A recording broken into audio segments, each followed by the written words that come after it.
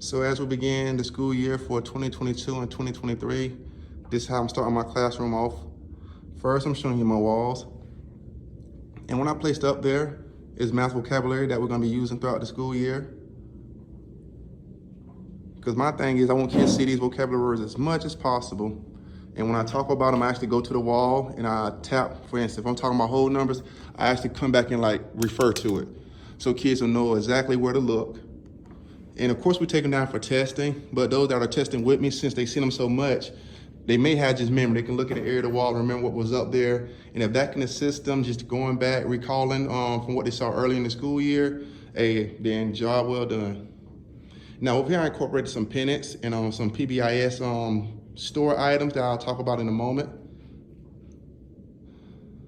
Now this is open house. Now up here it's blank right now, but I add anchor charts.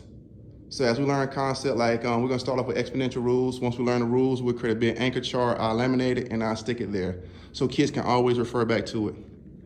Now when you look at the structure of my classroom, and this is how I'm starting off with, you may not notice it, but it's really 3 sections.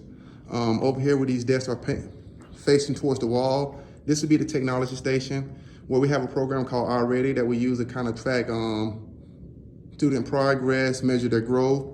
And it also assigns them lessons, and we can assign the lessons based on their ability or what we feel they need to work on. So although it's student-led, teacher can control every aspect of it. And that's what they're working with here. Now, 1/3 of my class will consist of technology, 2/3 will not. In the center, these students will receive direct, explicit instruction from me. And at times, most of the time, they will work in groups in a collaborative setting when applicable. When I'm not giving direct instruction, we're doing some type of activity, I will let them work together, because when we talk about social and emotional wellness, you want kids knowing how to work with each other, knowing how to correspond with each other, and knowing how to interact with each other, and also know how to communicate with each other. Now over here, I'm trying something new this school year. One thing about it, you can't be afraid to take a risk. We attended a leadership meeting a few weeks ago, and we had a guy, Ryan Leak, come and speak, talked about chasing failure. And I encourage y'all to look him up, Ryan Leak, very motivational, very inspirational. So that's what I'm doing here, I'm chasing failure. In this area, it'll be kids doing whatever they want. Well, let me rephrase that. They won't be doing whatever they want. They won't be doing any math activities. Like I have board games placed out for students. In this station, when they rotate to it, say a kid don't want to play a board game, well, they can sit over here, they can read a book, they can put their head down, they can take a quick nap.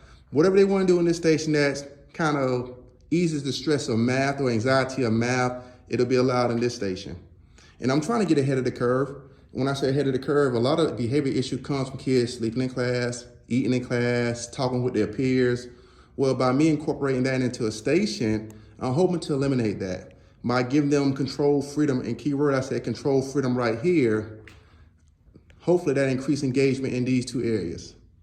So instead of having one kid disrupt the entire class, I have kids, quietly doing their thing over here, where the kids on the other side of the room, they can remain focused.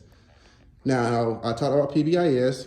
Now that's a positive behavior intervention program that we have at the school to deter negative behavior and promote positive behavior. And we reward kids points. For me, they come to class every day, that's 2 PBIS points. You tell a kid thank you, that might be 1 PBIS point. You pick up a piece of paper that you didn't drop or that you may have dropped, that's a PBIS points. Now, what I'm doing in my class, bi-monthly, I will open up a store, and you see the items. And this is bi-monthly. Now, I don't mind kids eating in class. The store will be open. Well, when it's open, I will only sell when students are in this station, so they can eat, drink their drinks, and don't have to worry about touching a Chromebook or touching a worksheet. Then, enjoy themselves. Now, daily incentives, although I grant free time, if a kid has 75 PBIS points, and let's say they want to take some time off from Already, go for it. But I gave a disclaimer, you are responsible for all assignment that you miss during free time.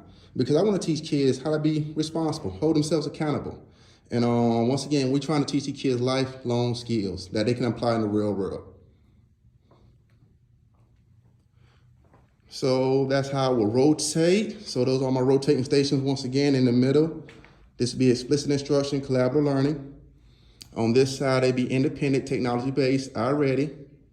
And over here, I'm calling this sports center, where it's all about social and emotional wellness, having kids, giving kids an opportunity to take their mind off math, take their mind off school. So I don't have to worry about little Johnny sleeping in the already station because he knows, well, I can sleep when I come to this station. I won't get in trouble because that's how the teacher designed the classroom. Now, I don't know if this is going to be a success or not. I did something similar last year, but I didn't allow this station. This station wasn't totally control-free, freedom for children. So that's something new. So if y'all did not do so, make sure you hit the subscribe button on my YouTube channel. I do have I have several activities I will upload throughout the course of the school year.